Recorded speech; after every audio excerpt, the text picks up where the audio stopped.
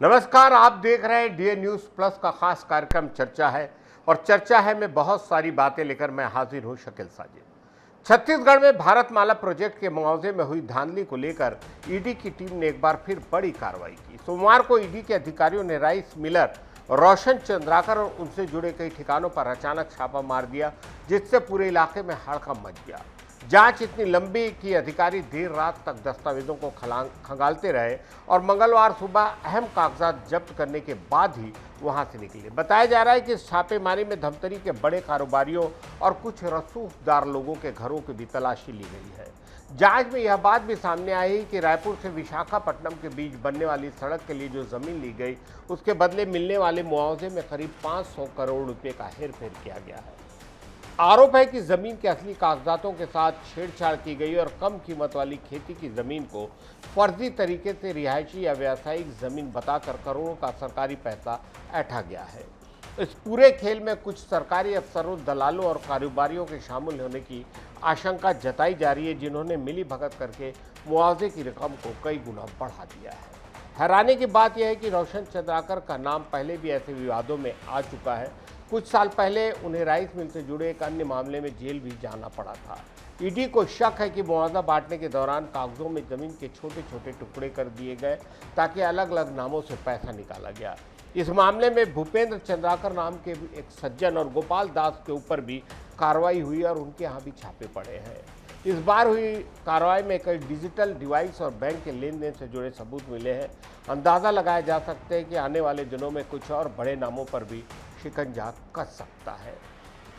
इन लोगों की रिश्तेदारी एक बहुत बड़े सत्ता पक्ष के नेतृत्वकर्ता से भी बताई जा रही है। फिलहाल ईडी की टीम जब्त किए गए दस्तावेजों की बारीकी से जांच कर रही है। अफसरों का मानना है कि यह घोटाला काफ़ी गहराई तक है, इसमें कई रसूखदार लोगों की सीधी भागीदारी हो सकती है। इस कार्रवाई के बाद से धमतरी और रायपुर के कारोबारी जगत में काफ़ी बेचैनी देखी जा रही है, क्योंकि आने वाले वक्त में कुछ और गिरफ्तारियों की संभावना है। ये मामला अब केवल पैसों की हेराफेरी तक नहीं, बल्कि इसने सरकारी सिस्टम को पूरे दीमक की तरह खा दिया है। दुर्ग के जिला अस्पताल में बीएसपी से मिले करोड़ों रुपए के फंड में बड़ी गड़बड़ी सामने आई है। कोरोना की तीसरी लहर के दौरान मरीजों के बेहतर इलाज और सुविधाओं के लिए बीएसपी ने सीएसआर से 2 करोड़ रुपए दिए थे, लेकिन इस पैसे का इस्तेमाल मरीजों की सहूलियत के बजाय अफसरों के आराम के लिए दिया गया, ऐसा लगता है। खबर है कि इसमें से 40 लाख रुपए से सिर्फ एयर कंडीशनर खरीदे गए हैं, जो अब डॉक्टरों और बड़े अधिकारियों के कमरों की शोभा बढ़ा रहे हैं, लेकिन मरीज अब भी गर्मी में परेशान होने को मजबूर हैं। अस्पताल के न्यू ओपीडी ब्लॉक की जांच में पता चला कि वहां लगभग हर डॉक्टर के कमरे में 1 या 2 एसी लगे हैं। इसके अलावा सिविल सर्जन, आरएमओ और ऑफिस के बाबुओं कमरों में भी नए एसी लगे हैं। यहां तक कि सीएमएचओ ऑफिस के भी ज़्यादातर कमरों में एसी है। दूसरी तरफ जिन मरीजों के लिए पैसा आया था, उनके हिस्से में सिर्फ बर्न वार्ड आया, जहाँ अफसरों के कमरों से हटाए गए पुराने और कबाड़ हो चुके एसी लगा दिए गए हैं। हैरानी की बात यह है कि इस भारी भरकम राशि का हिसाब देने में भी विभाग आनाकानी कर रहा है। पिछले 3 सालों से बीएसपी का सीएसआर विभाग लगातार चिट्ठियां लिखकर खर्च का ब्यौरा, बिल और फोटो मांग रहा है, लेकिन अस्पताल प्रबंधन की ओर से अब तक 11 पत्र मिलने के बावजूद पूरा हिसाब नहीं दिया गया। 200 लाख रुपयों में से अब तक केवल 16.5 लाख का ही ब्यौरा सामने आया। बाकी का पैसा कहाँ और कैसे खर्च हुआ, इसका कोई ठोस जवाब नहीं। इस पूरे मामले की पारदर्शिता का आलम यह है कि जब आरटीआई सूचना के अधिकार के तहत खर्च की जानकारी मांगी गई, तो 30 दिन बीत जाने के बाद भी विभाग ने चुप्पी साध रखी। वर्तमान सिविल सर्जन का कहना है कि 40 लाख रुपए सीधे मिले थे, जिससे पुराने अधिकारियों ने एसी खरीद लिया और बाकी पैसा अलग अलग कामों में खर्च होना बताया जा रहा है। सरकारी पैसे का इस तरह निजी आराम के लिए इस्तेमाल होना और उसका हिसाब न देना अब प्रशासन और स्वास्थ्य विभाग की मिलीभगत और कार्यप्रणाली पर गंभीर सवाल खड़े कर रहा है।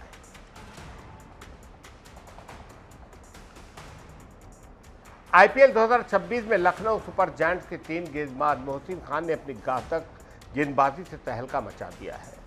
केकेआर के खिलाफ खेले गए मुकाबले में मोहसिन ने शानदार प्रदर्शन करते हुए 5 विकेट झटके और इतिहास के पन्नों में नाम दर्ज करा लिया। लखनऊ के इकाना स्टेडियम में उन्होंने अपने 4 ओवर के कोटे में सिर्फ 23 रन दिए और विपक्षी टीम के 5 मुख्य बल्लेबाजों को आउट किया। इस बेमिसाल प्रदर्शन के दम पर मोहसिन अब आईपीएल इतिहास में सबसे बेहतरीन गेंदबाजी स्पेल फेंकने वाले बाएं हाथ के भारतीय तेज गेंदबाज बन गए हैं। मोहसिन खान ने इस मैच में अजिंक्य रहाणे, टीम सिफट और कैमरून ग्रीन जैसे बड़े खिलाड़ियों के विकेट चटकाए। उनके 5 विकेट की बदौलत कलकत्ता की टीम एक वक्त पूरी तरह लड़खड़ा गई और 93 रन पर 7 विकेट गिर गए थे। मोहसिन की इस उपलब्धि ने उन्हें जसप्रीत बुमराह और यजुवेंद्र चहल जैसे भारतीय दिग्गजों की कतार में खड़ा कर दिया है, क्योंकि कोलकाता के खिलाफ आईपीएल में 5 विकेट लेने वाले वे अब केवल तीसरे गेंदबाज हैं।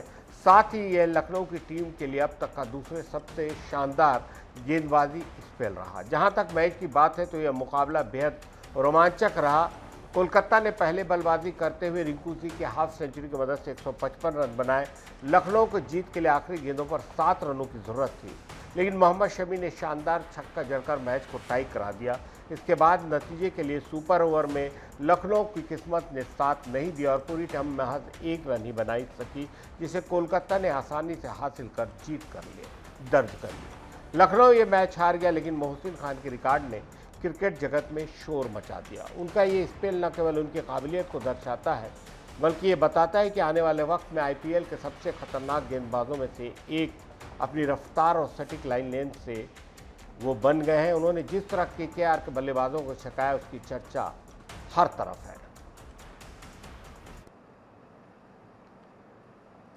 एप्पल के नए बॉस यानी सीईओ के रूप में जॉन टर्नर का नाम पूरी दुनिया के ज़बान पर है। टिम कुक के जाने के बाद कंपनी की कमान टर्नर को मशीनों का जादूगर कहा जाता है।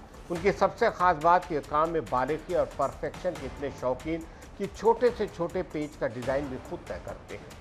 3 दशकों के लंबे इंतजार के बाद एप्पल को ऐसा मुखिया मिला जो मूल रूप से एक हार्डवेयर इंजीनियर है। सादगी का अंदाज़ा इस बात से कि ऊंचे पद पर पहुंचने के बाद भी उन्होंने आलीशान प्राइवेट केबिन लेने से मना कर दिया, ताकि वे अपने साथी इंजीनियरों के साथ बैठकर काम कर सकें। जॉन टर्नर का सफ़र 90 के दशक में पेंसिल्वेनिया यूनिवर्सिटी से शुरू, जहां उन्होंने पढ़ाई के दौरान ही शारीरिक रूप से अक्षम लोगों के लिए बिना हाथ के खाना खिलाने वाली एक मशीन बना ली। साल 2001 में जब उन्होंने एप्पल ज्वाइन किया तो एक जूनियर इंजीनियर के तौर पर उन्होंने कंप्यूटर मॉनिटर का स्क्रू डिज़ाइन करने का मामूली सा काम मिला, लेकिन उनके जुनून का आलम यह है कि वे आधी रात को मैग्नीफाइंग ग्लास लेकर पेज की लकीरें गिरा करते। धीरे धीरे उनकी काबिलियत ने उन्हें आईपैड, एयरपॉड्स और आईफोन जैसे बड़े प्रोजेक्ट का सर्विसरा बनाया। इंजीनियरिंग के साथ साथ टर्नर के पास भविष्य को देखने की अलग नज़र भी है। उन्होंने ही सबसे पहले इस बात पर जोर दिया कि आईपैड के लिए एक अलग ऑपरेटिंग सिस्टम होना चाहिए, क्योंकि आईफोन वाला सॉफ्टवेयर इसके ताकत और हार्डवेयर के साथ इंसाफ नहीं कर पा रहा। इसी समझ के कारण आज आईपैड एक अलग पहचान बना पाया है। सहकर्मी उन्हें प्यार से इंजीनियरों का इंजीनियर कहते हैं, क्योंकि वे जटिल से जटिल तकनीकी की समस्याओं का आसान समाधान खोजते हैं। प्रोफेशनल लाइफ के अलावा टर्नर एक दिलचस्प इंसान है। कॉलेज के दिनों में एक बेहतरीन तैराक थे और आज भी उन्हें स्कूबा डाइविंग और साइकिलिंग का काफ़ी शौक है। उन्हें रैली कार रेसिंग करना पसंद है। दिलचस्प बात यह कि यूनिवर्सिटी के दिनों में एक मशीन तोड़ देने की वजह से उनका नाम क्रैश पड़ा था। 1 सितंबर 2026 से एप्पल की कमान संभालने जा रहे जॉन टर्नर स्टीव जॉब्स और टिम कुक की विरासत को आगे बढ़ाने के लिए तैयार है। उनकी त्वरित सोच और निर्णायक फैसलों की वजह से पूरी दुनिया की नज़रें एप्पल के नए आविष्कारों पर टिकी है। देखते हैं जॉन टर्नर क्या करते हैं।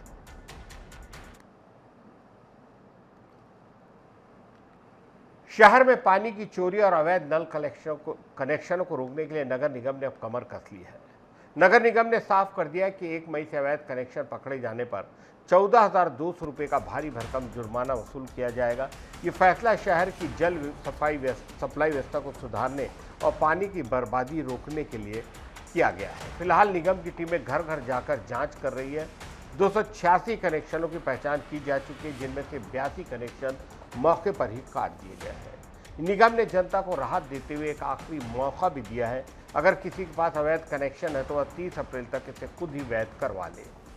इस अवधि में नियमितीकरण के लिए सिर्फ 5,000 रुपये का शुल्क देना पड़ेगा। जैसे ही कैलेंडर 1 मई तक आएगा, यह छूट खत्म हो जाएगी और सीधे 14,000 रुपये से ज़्यादा का फाइन भरना होगा। 204 लोगों ने इस मौके का फ़ायदा उठाते हुए अपने कनेक्शनों को लीगल करवा दिया है। नगर निगम का कहना है कि अवैध कनेक्शनों की वजह से उन लोगों को परेशानी होती है जो ईमानदारी से बिल भर रहे हैं, क्योंकि चोरी के कनेक्शन की वजह से पाइपलाइन में पानी का दबाव कम हो जाता है।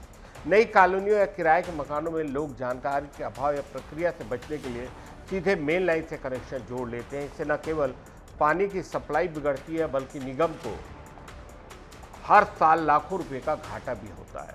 प्रशासन का रुख पहले के मुकाबले काफ़ी कड़ा है। जल कार्य विभाग ने स्पष्ट किया है कि अभियान केवल जुर्माने तक बल्कि अवैध कनेक्शन काटने की प्रक्रिया लगातार जारी रहेगी। नागरिकों से अपील है कि वे भारी जुर्माने और कानूनी कार्रवाई से बचने के लिए समय रहते कागजात पूरे करें। इससे सिर्फ उनके पैसे नहीं बचेंगे, बल्कि पूरे शहर को सही तरीके से पानी मिल सकेगा। आज की चर्चा में इतना ही। इजाजत दीजिए शकील साजिद को। नमस्कार।